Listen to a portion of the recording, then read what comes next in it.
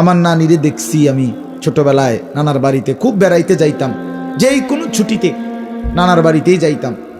ছোট মামা মামি খুব আদর করতেন, নানি আদর করতেন। তো নানার বাড়ি গেলেই নানি, প্রথম দেখা করলেই নানি বলতো, নাতি নানি রে ওগা সুরাত তর্জমা শোনাও না। সবসময় একটা আল্লাহর কসম আমার নানির এই অভ্যাস ছিল।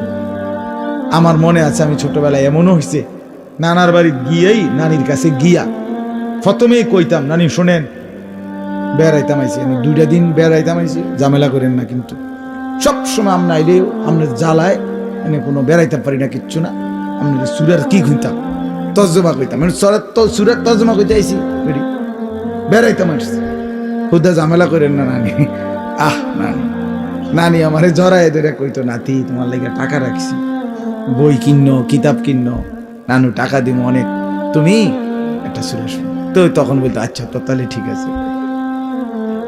ছোট মানুষ তখন বুঝতাম যে না, নানি টাকা দিবে তো ঠিক আছে শুনাই। তো ছোট ছোট সূরার তর্জমা শুনাইত। মালিকের কোরআন শুনতে বলেন, এই কান আর শুনলো কি রে বাপ? আল্লাহর কোরআন পড়তে পারলেন না, এই জবান আর কথাই বলল কি?